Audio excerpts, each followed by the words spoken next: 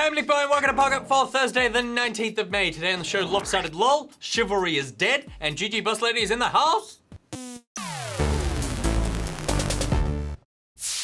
Alright, here's what's been making headlines. And first up, Riot Games will be putting an end to lopsided League of Legends matches. The game's next update will introduce a feature which allows players who find themselves on the wrong side of a 4v5 matchup to leave the game without penalty. As long as it's before the 3-minute mark, no kills have occurred, and at least 2 of the remaining 4 players vote yes, all players in the match will return to the matchmaking queue and everyone can get on with their lives without feeling like the world is against them. If they wanted that feeling, they just play Dota.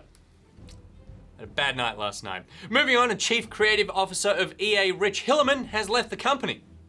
Probably because he raged quit because of Dota. During his 33-year tenure, Hillerman was one of the key figures in developing the EA Sports brand and in securing and shaping the Madden franchise.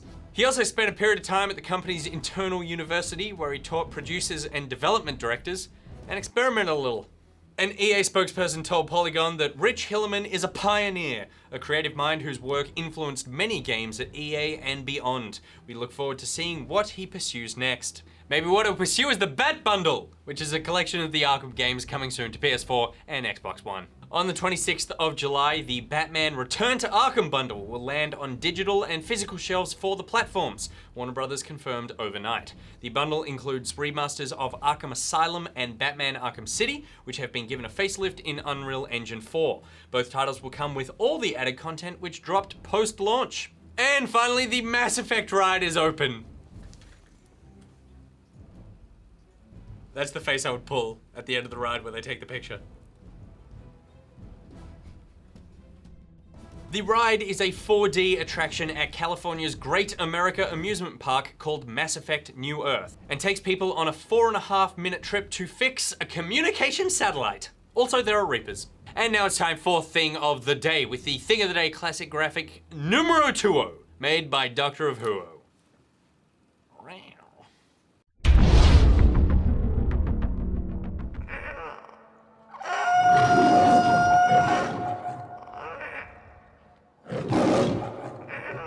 YouTuber This Guy not only can parry every block in Chivalry, but can also end a fight with style.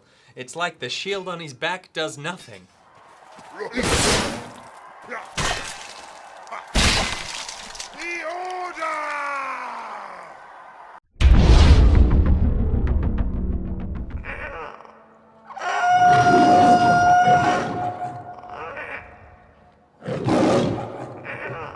I'm joined now by Good Games executive producer and the big boss lady, Janet Carl. Hello, Nick. Thank you very much for coming in.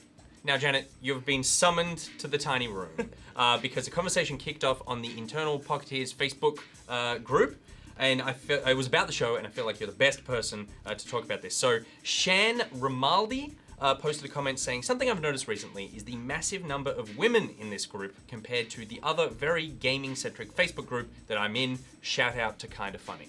And this is something I've noticed as well, that I, just purely anecdotally, I feel like quite a lot of women watch Good Game in general, and Pocket in particular from my experience. Mm-hmm. Is this something you have been actively working towards? Absolutely. Confirmed.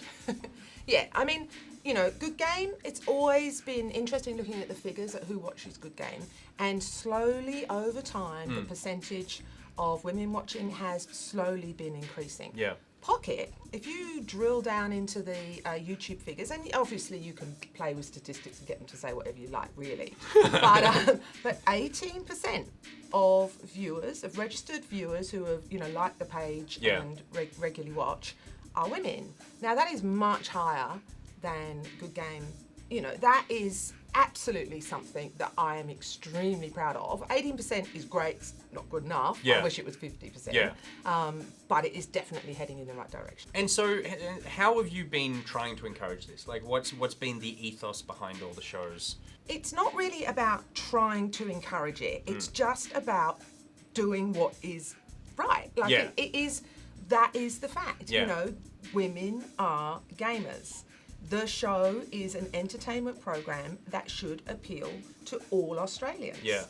It doesn't matter what your gender is. as far as the sort of running behind the scenes of the program, it is absolutely, and it always has been, very important that there is a mix of gender, a mix of backgrounds, a mix of ages of people contributing to the show. And in significant ways, not just like, because I've worked at places where it's like all the production assistants are women and then everyone else is a man. Yeah. And it's not that. Yeah, oh, absolutely. Yeah. I mean, I've been here from the beginning, am a woman. It never even occurred to me. I mean, I actually think it's really very sad that gaming has gone through this whole thing. I mean, it never occurred to me back then that gaming was for men. Right. When gaming started, it's marketed to families. Yeah, it was a family thing. It was way less. Yeah. It was way less geared towards testosterone, and I feel like there's obviously you can enjoy anyone can enjoy any game, but you start down this path of first person shooters, and while obviously women can completely enjoy that, there is a macho-ness about it that is trying to appeal to men. It is actively trying to appeal to men over women. And I feel like that started, and it started drifting us towards this different place. Whereas before that, I mean, the game that you love, Age of Empires, is just like, that is such a neutral... That's right. It's just RTS game. Yeah, it's exactly. like, I mean, I wasn't aware... Really, I mean, when I started playing Age of Empires and Age of Mythology, etc. Like, we weren't even connected. Yeah. And I wasn't even really. I don't know. Maybe I was really stupid, but I knew that I was unusual in my age group as a older woman playing games. Only that my friends.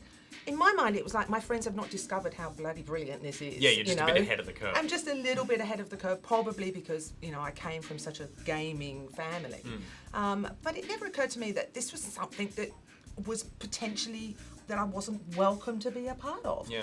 And when we started the show, it was, I guess I kind of anticipated that we would have a higher percentage of male viewers, but not that it would be something that women would not find something that they would want to get involved entertainment with. and want to watch. Yeah. And so I don't think it's necessarily the entire reason why, but we have Hex, and that you go by having a woman in the equal top of the show, top billing. I don't think it's necessarily like, I mean, I don't see it as, we have a woman, so therefore all women will like her and want to watch it. But I do think that it's probably, and it trickles down, that you're not closing yourself off to anything. You're not actively discouraging anyone from watching the show, whereas I do feel like I can understand that if there was a show, I mean, there's something like, this is such a terrible example, but The View, right? Where I go, The View is a panel of all women, and a lot of the things they talk about are female issues. And that, I go, you're not trying to encourage me to watch the show, you're actually talking to a different audience. Yeah. And I can see that if you switch that around, and it's all just white men like me, then there are people out there going, I feel like you're not trying to speak to me. It's almost like you're actively not talking to me. So do you think that Hex coming in was a big part of that? I do think Hex coming in was a big part of it. Probably in retrospect, I wish way back in 2006 that we had put a man and a woman on the show at the very, very beginning. I think, where I see it the most is in that Spawn Point audience. Yeah. When we started Spawn Point, we used to get, we get loads of letters from the kids each week, and we used to get letters which said things like, I'm a girl gamer, what game do you think I should play? Yeah. I haven't seen a letter like that for a long, long, long, long time. Yeah. And I mean, I think you've heard me say this before, Nick, but I say to the developers that we get to come into the studio, guys, you better start thinking about the mature women that are coming up through Spawn Point. These young girls, I mean, I think in that thread, which I love, I think someone actually Julie wrote that she started watching Spawn Point, She started watching Spawn Point when she was a nerd, it's like nerd girl, and there it was, and then she's grown up and now she watches Pocket and she watches The Big Show, and oh wow, Julie, that is music to my ears. And I feel like it probably works into what you said before about the idea that watching Spawn Point, at that point, you're not necessarily aware of your gender and other people's gender, and definitely not really gender politics. Yeah. It's happening around you, but you're kind of closed off from it. And so by going into an environment, watching something like Spawn Point that doesn't treat you differently, then it is setting an expectation that is going to continue throughout the rest of the products in which, Spawn Point belongs to. Because I do feel like Pocket and Well Played and Good Game, like, I feel like we all work really hard, and it's all in our nature, but we work really hard to make sure that we're not trying to close people off and just and by not saying little things, it's just like, I find so much of it is just about choice of words. Yeah. It's just about an idea of, I'm not going to say that word, I'm going to say that word, because I can see that there's no reason to isolate someone because I'm gonna try and make a joke or whatever. Like, why would you? Yeah, and it's the core DNA across all of the programs is that, you know, I like to think we have no screen between us and the audience. You know, we are gamers, we are part of that community. We all play games, every single person on the team. You know, we are an inclusive. I mean, that the whole thing that happened last year, that was so, for people that What happened last year? You're talking about the Gaming Gates. Oh, right. Yeah. That was really upsetting for people. Like, I found it deeply painful because I have always had such a great time being part of online communities of both genders, united by our common love for video games. And that certainly we've carried through to Good Game, you know, and Spawn Point and all of those things. And so we wouldn't be here if it wasn't for our audience, right? Like that, the audience is the most important thing in my mind.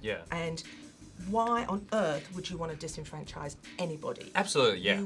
You want to create a welcoming place where people can share views, you know, and we work hard to make sure that it is a friendly place. And I think, I actually think that one of the core things here is that where you go, we work hard to make it a friendly place, so friendly people come along. And then something that I hear so often, I hear it so much, specifically talking about the Pocket community, is that everyone is so nice, and that it is so rare that we have someone who says something that is offensive or derogatory or mean or stupid or whatever. And by putting across that image from us, then we're attracting these people who have that themselves. And then they're encouraging that in the rest of the community. That's right. And so you go, that so many people on that thread commented that the reason that they're there is that they think that the show is good, they like the show and they like the content that we make, but the community that has been built around it is so accepting. And I think that that's part of what is so amazing is that it's actually you guys, by creating this really incredible, welcoming community that allows more people to come in, and that it like you said, there's that sort of no screen between us and them. And they set the tone. Yeah. Like, you know, and the tone that our community set online is matched and reflected in the show that, you know, comes back every day with the kind of things that you say to people every day. Yeah. I mean, it is fundamental to the strength of Good Game, and it is what carries it forward. You know, really, I can't thank the Pocketeers enough, really, because I think it is amazing. It's amazing as I've spent a lot of time talking about the Pocketeers and that within the rest of the ABC about, you know, how to build it. Because if you've got someone who is willing to set up a Facebook group, join a Facebook group, comment on a Facebook group, cares enough about your program that they're going to invest their time and their thought into doing that. They're meeting up in person in different places. There's another Pocketeer Perth meeting happening that isn't even connected to anything else. You know, I don't know what the thing of the day that's going to win on Friday, but I really hope it's one of the Pocketeers ones.